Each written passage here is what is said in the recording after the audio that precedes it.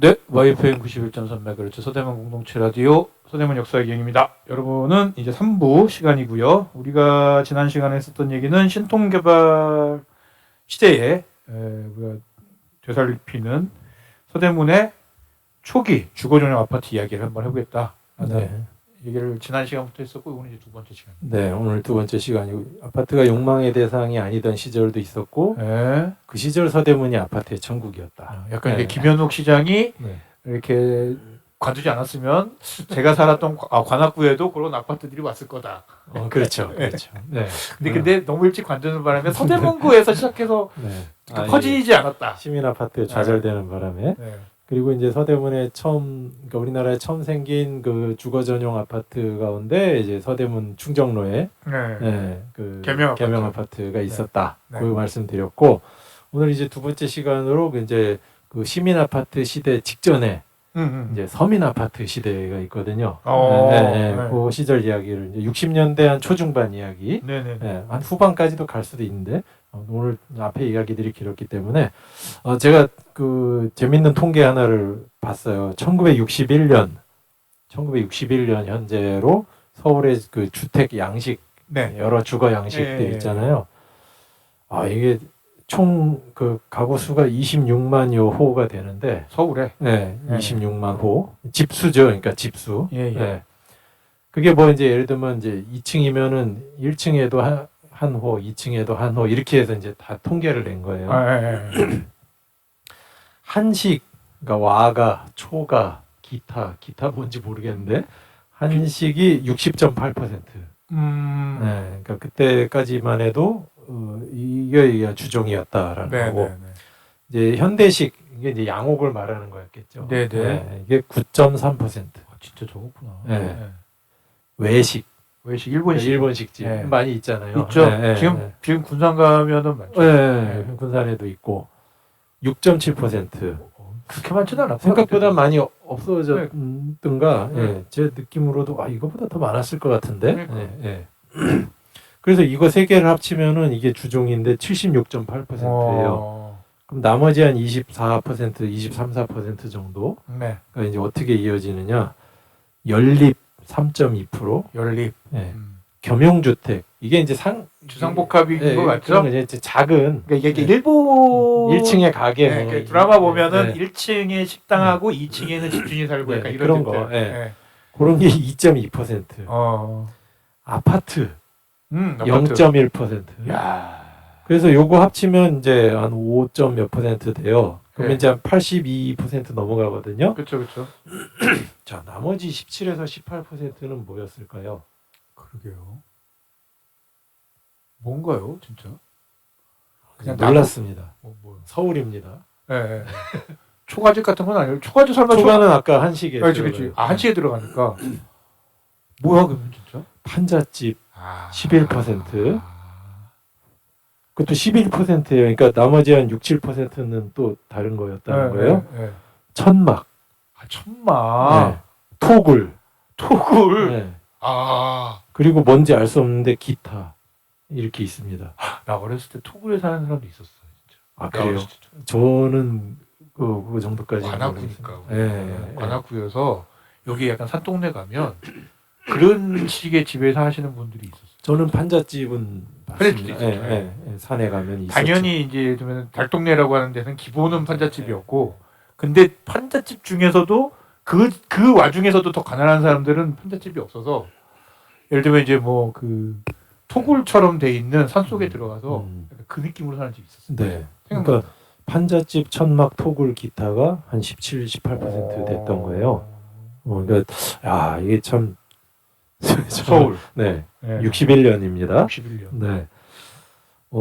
이런데 또 사람들이 몰려들기 시작했으니까. 그죠. 네. 이때부터 서울로 묻지마 서울로 상경. 네. 그러니까 이제 주택 부족률이 이때도 이미 40%가 넘었고요. 나중에 60년대 중반이 되면 50%까지 올라갑니다. 네네. 그러니까 이제 이 주택난을 해결해야 되는 거예요. 그치. 네. 그래서 이제 이게 이제 묘하게 그 쿠데타 이후에 제1차 경제개발 5개년 계획 시점이랑 이제 겹치죠. 그쵸. 요 사이에 이 대한주택영단 지난 시간에 말씀드렸는데 요게 주택공사로 이제 변신해서 HLH. 예. 그리고 최초로 이제 아파트 단지가 건축됩니다. 네네. 이 주택공사 이제 새로 바뀌고 나서 부임한 사장님이 이제 군 출신이에요.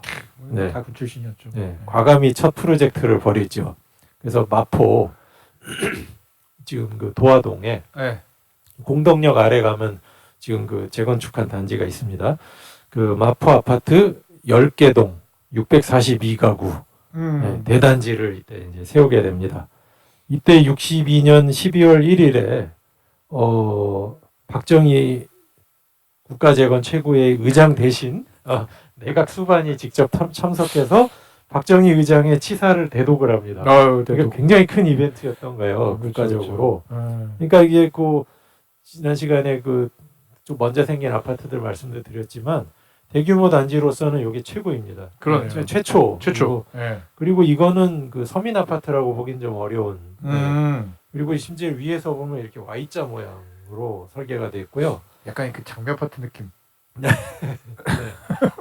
그렇습니다.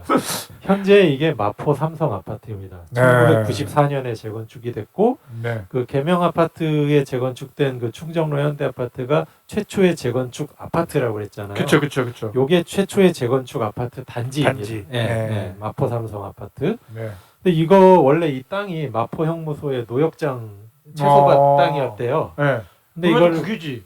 네. 그죠. 그러니까 이거를 이제 서울시가 법무부에서 매입을 해가지고 공원화 하려고 계획을 하고 있었는데 새로 부임한 이 주택공사 사장님이 이거 나한테 넘겨라 이래가지고 첫 프로젝트로 이제 과감하게 일을 벌인 거고 이때 뭐 이제 그런 이제 건축공학자들한테 이거 설계하시오 하고 맡겼는데 나는 이런 건물 해본 적이 없는데 당황하면서도 되게 막 공부해 가면서 아무튼 열심히들 한 것 같아요. 그랬겠죠. 열심히들 한 것 같고 아무튼 그렇습니다.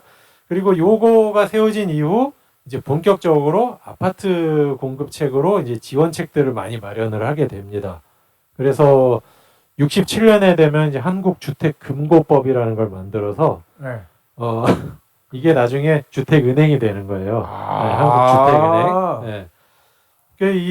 그 다음에 이거 이제 담당할 특수범인으로 만든 거고, 주택공사의 공영주택자금 계획사업은 아파트에만 적용하기로, 그렇게 했었고, 그리고 나서 이제여서 60년대 후반 제2차 경제개발 5개년 계획 시절이 되면 이제 이게 불도저 김현옥 시장 재임기랑 이제 겹치게 되는데, 이때 서울 주택건설의 특징이라는 게 이제 아파트. 그리고 이제 서민 아파트를 대량 건설하고, 주택 규모나 아파트 규모가 다 이제 다 커지는 시기이고요.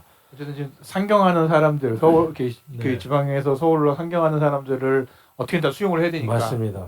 그리고 이제 이런 걸 이제 건립할 때 자금 융자라는 걸 이제 본격적으로 개시를 하기 시작을 한 거고, 이때 세워진 아파트들이 뭐 서울 전역에 많은데 역시 서대문에 많습니다. 뭐 도화동 아파트, 창신동 아파트, 정동 아파트, 이화 도남 아파트 있는데.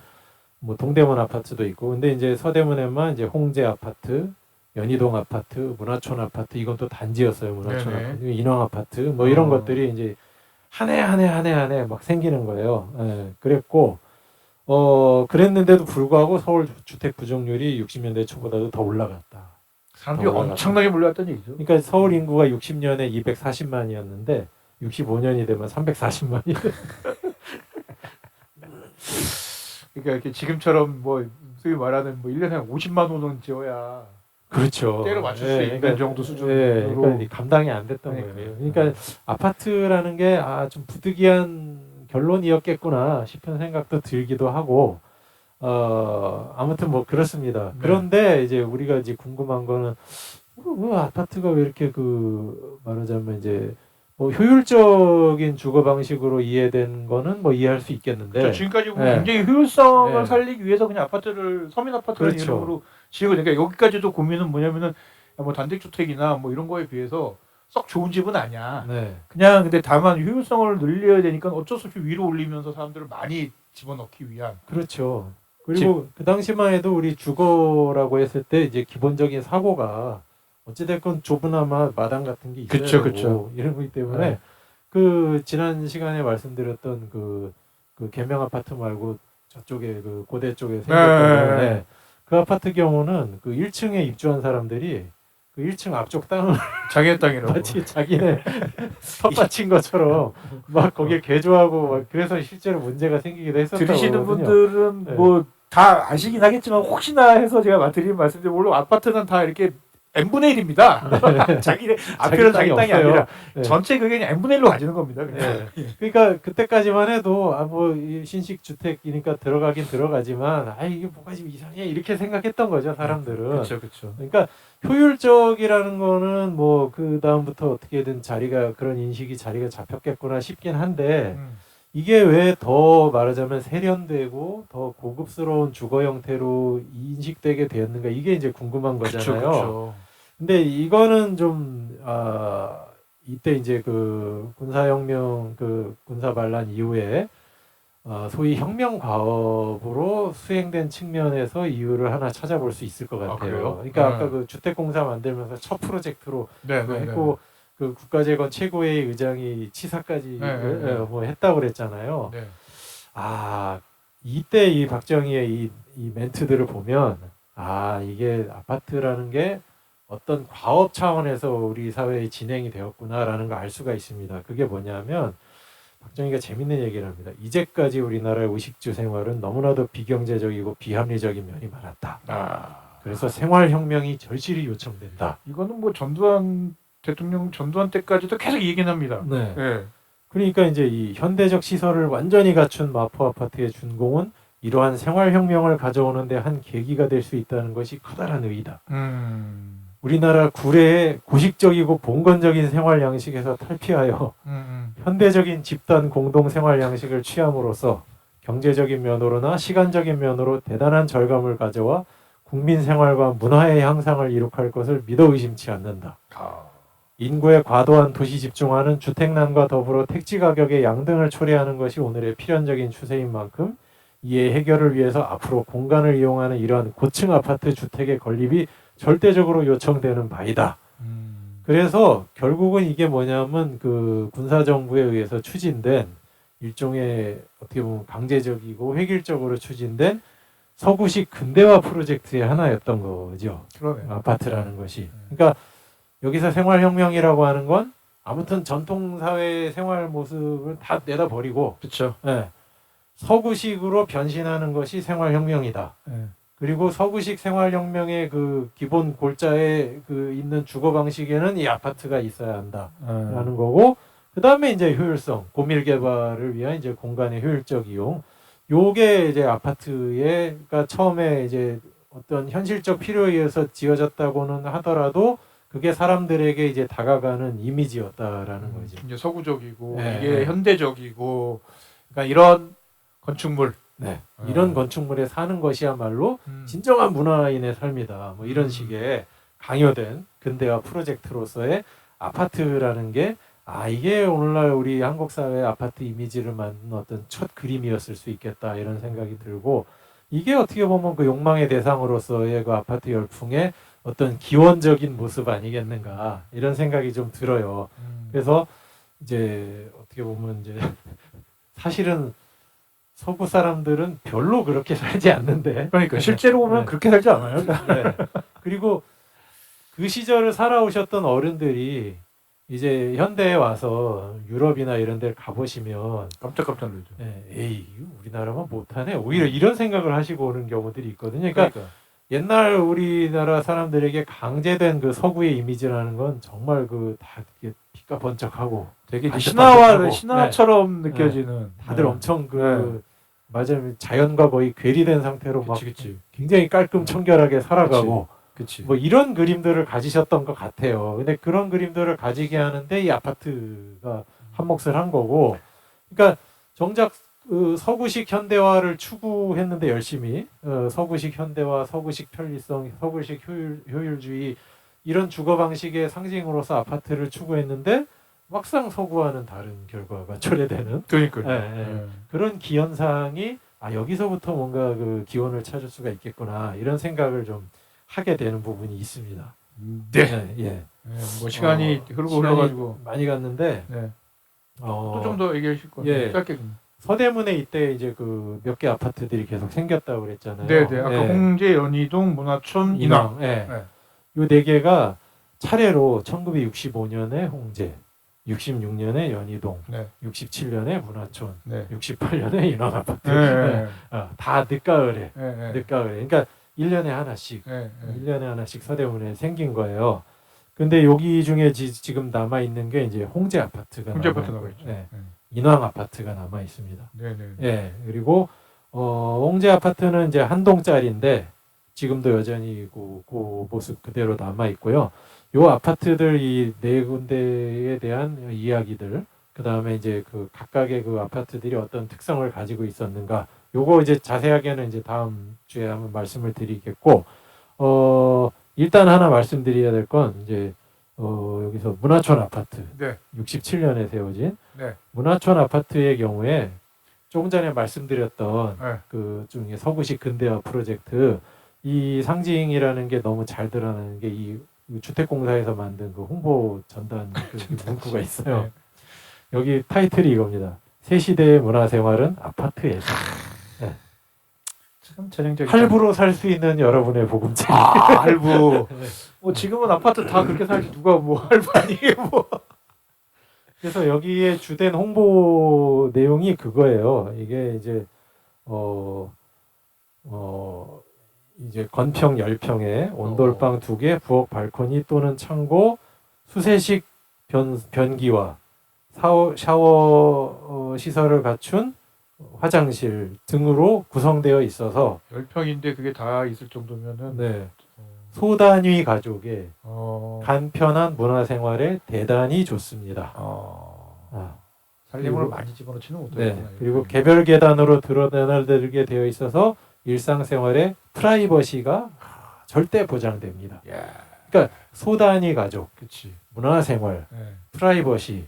그러니까 이게 당시 한국 사람들에게는 익숙하지 않았던, 그러나 뭔가 막연한 지향으로 제시되었던. 요때 즈음에 서구식 아마 삶의 대충 맞아 떨어진 게 네. 요때 뭐 생각 없이 다 낳으면 그 집꼴 면하지 못한다 약간 이런 식으로 해서 애도 조금 낳으려고 애도 하고 조금 낳아야 되고, 뭐 그랬던 이제 게. 막 옛날처럼 막 몇 대가 같이 살고 막 그 뭐 이렇게 막 형제들이 다 같이 살고 이런 삶의 방식은 그 촌스럽게 왜들 그렇게들 살아. 대략 이제는 예. 네. 4명 정도. 그렇죠. 예. 소규모 핵가족이 이런 도시적인 방식으로 사는 것이 좋은 삶이야라는 메시지가 이때부터 본격적으로 주입되기 사실 시작했다. 이런 주거들이 만들어지면 그런 삶을 살 수밖에 없는 것도 맞아요. 환경이 어떤 뭘 이렇게 그렇죠. 지배하는 사실은 거니까. 공간의 지배를 네. 받으니까요. 10평짜리에서 어떻게 많은 사람이 어떻게 살아요? 끼키야 서너 명이지.